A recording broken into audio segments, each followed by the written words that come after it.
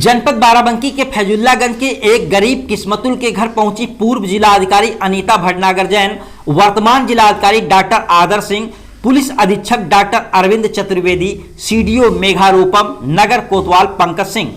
किस लिए इन आला अधिकारियों को पहुंचना पड़ा किस्मतुल के घर? किस्मतुल के पति जमाल अहमद की मशीन चोरी हो गई थी, जिसकी फरियाद लेकर ये लोग गए थे।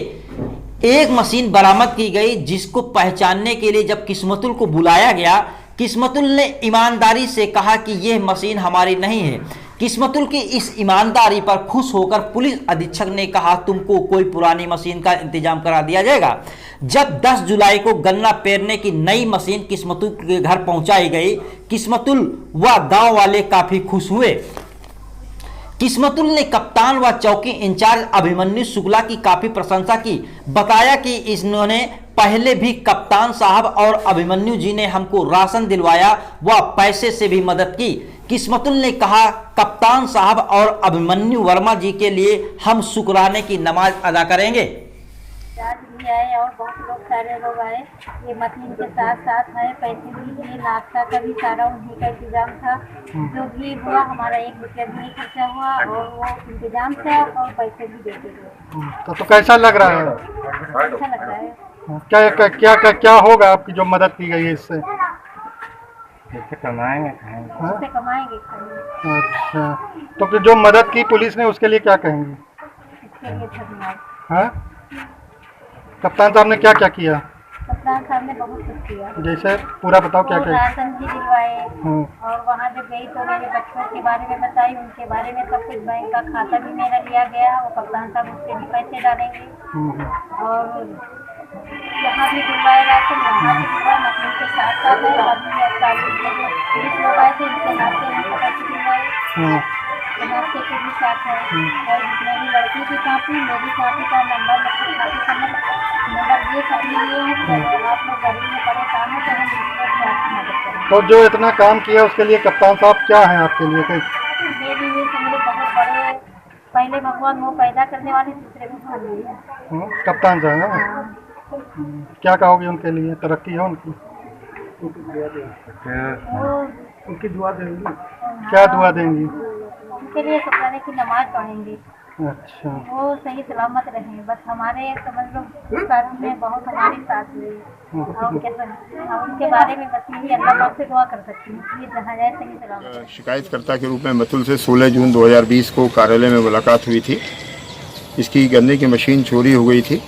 उसका काफ़ी प्रयास किया, उसका मुकदमा भी पंजीकृत किया गया, लेकिन इसकी बेबसी को देखते हुए इसके पति की भी रोजी रोटी थी।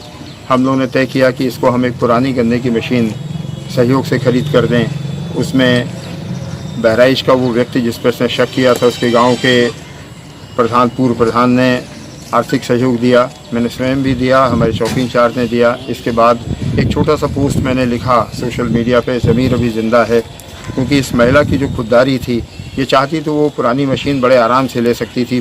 पुलिस प्रशासन पूरी तरह से इसके पक्ष में था, लेकिन शक के आधार पर जब इसे मालूम पड़ा कि ये मशीन हमारी नहीं भी हो सकती है, तो इसने कुरान पर कसम खा के दोज़ख जाना स्वीकार नहीं किया।